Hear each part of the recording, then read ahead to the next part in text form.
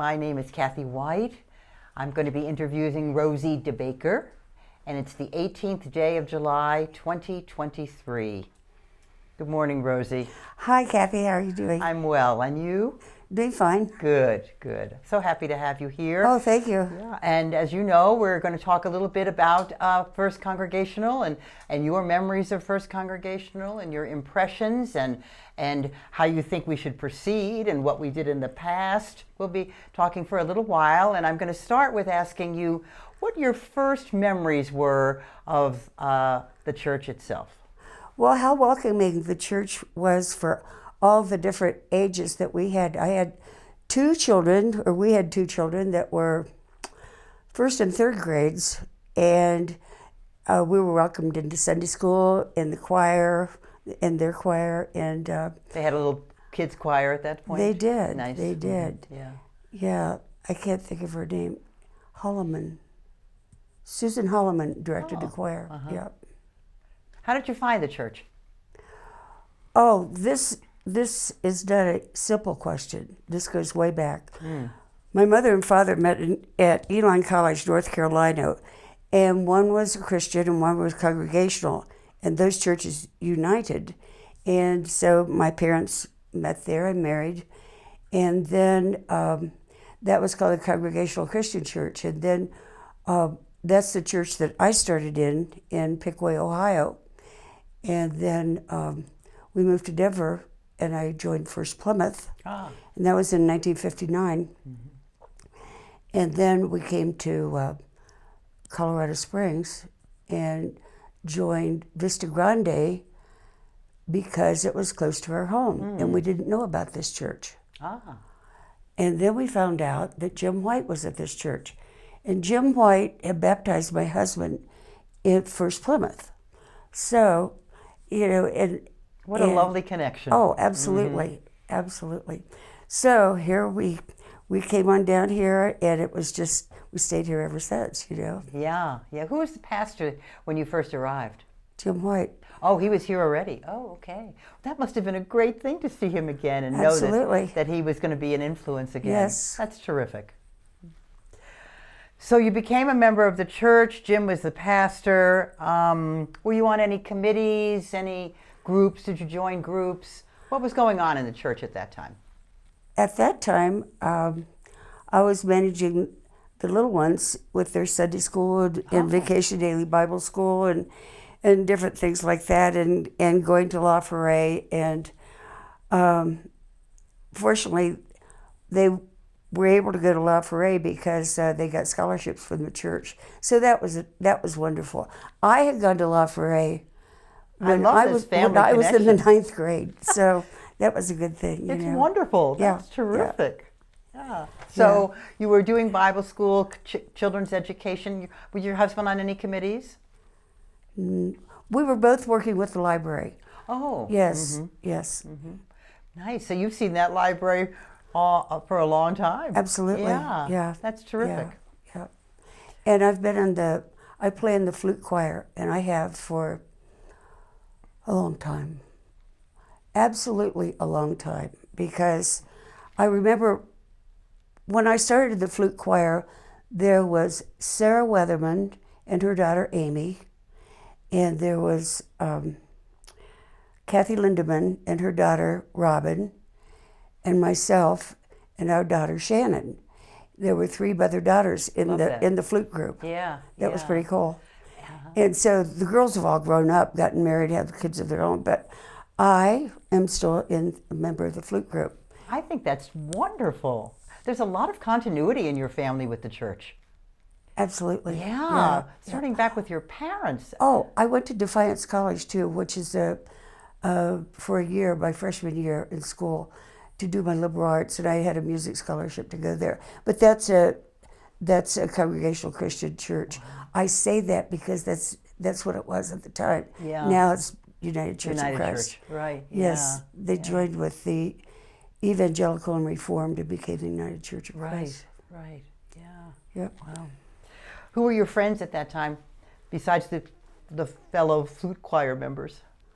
Friends from the church that you recall? Well, my kids were ice skating One was a figure skater, one's a hockey player. Oh. Those were our friends. Yeah. Those were our contacts. So we came to church on Sundays when we could. Otherwise, there were hockey games. We may have been in Vail or Pueblo or wherever with tournaments and hockey games. And then Shannon competed throughout the United States with the Broadward team. Yeah, yeah. That's so nice. I'm just going to go back for a moment to that 3 mother-daughter setups in the flute choir. I think that's just amazing. It is. Yeah. It and is. how nice that you've kept that up and still continue now to be part of the flute choir. The fun thing is, I've always had a C flute. You know, I have a piccolo, which is this big, a C flute, which is like this, and I just bought. It's just so super. It's a bass flute, and it looks like it has a pipe on the end of it. It's curved on the end. Yeah. And so that's what I play now. That's like my position is out here when I play. So when we're playing in church, I'm the one with the great flute, the great big. It's called the great flute. Huh? The great flute. Well, my friend Akio has a contralto. Oh, Or which not is a also large. A contrabass. Yeah, he stands up for that. I used to play that one, but no, I would borrow his and play it. But Music plays a big part in your life, Rosie. absolutely. Yeah. And so you were able to find that at the church. That's wonderful. Yeah. The music, the whole music scene at the church. Yeah. Yeah, that's terrific. What did you most value about this church and the church community? What did you kind of like the best? That it was welcoming, and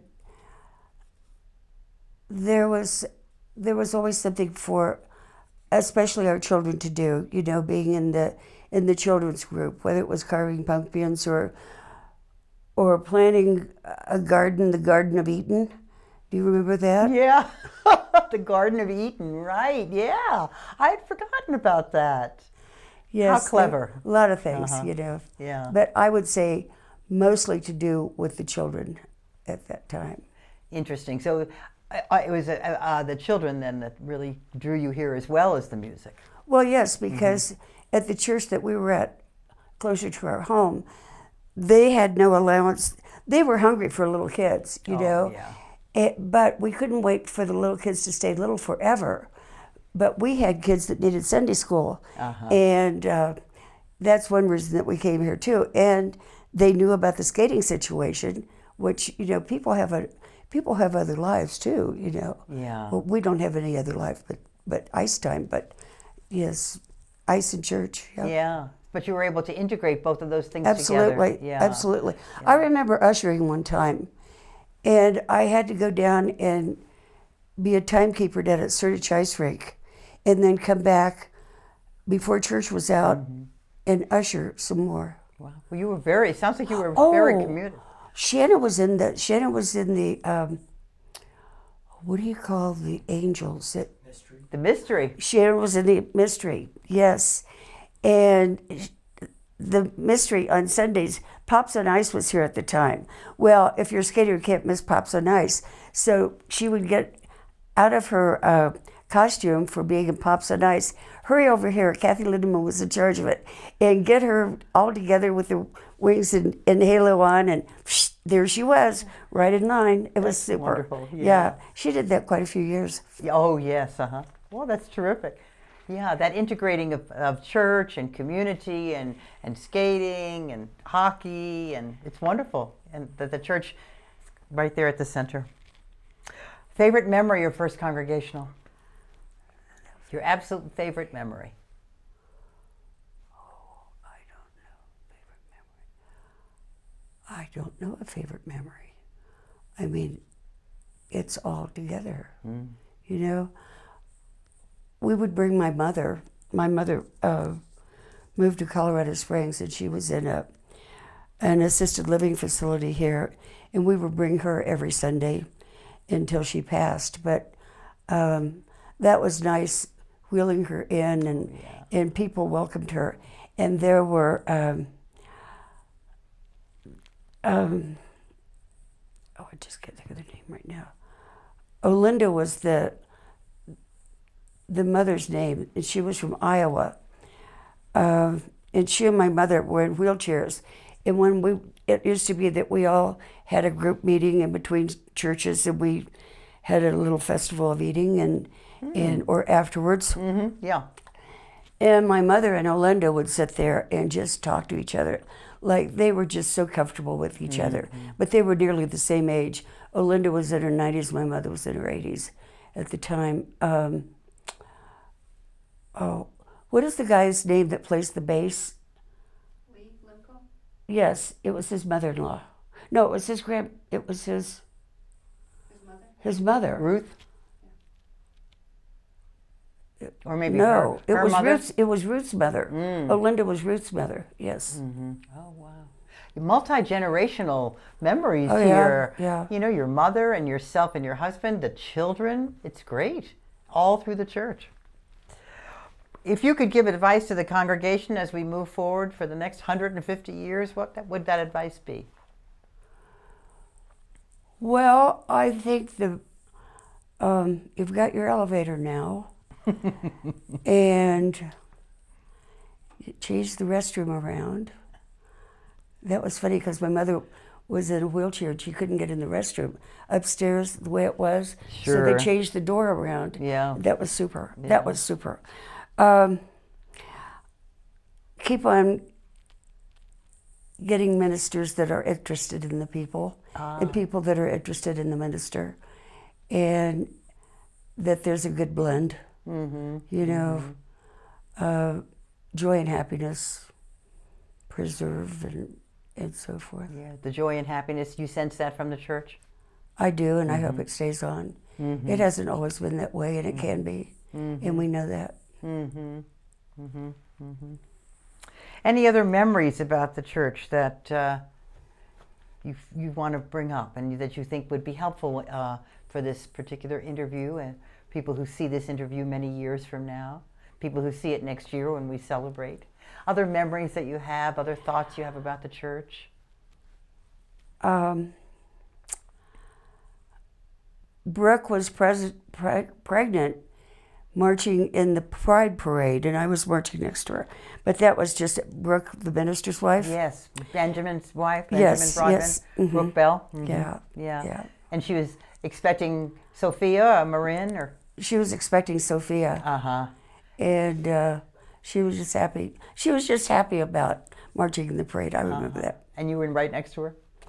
Yeah, close. that's Yeah, nice. it was a great big community that was in the Pride Parade from our church here that marched to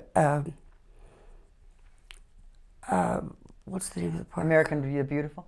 No, Acacia? Acacia Park at the time. Yeah. Yeah. Yeah.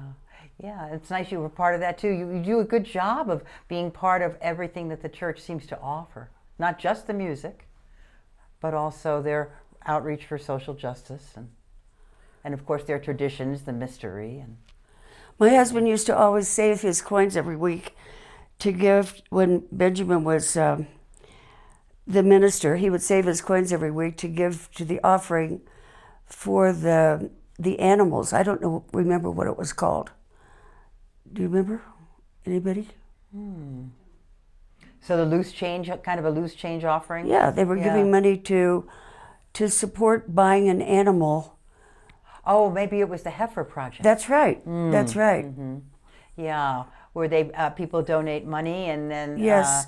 you can buy various amounts of things that are very helpful to struggling countries in their agricultural regions. Yeah. Perfect. Yeah, well said. Yeah, I think they buy the goats, and sometimes they buy honeybees and things like Yes. that. Yeah. But And our he church was aiming high, so it would be Yeah. something for a whole family, and I think it was maybe a cow or a goat. Yeah, yeah.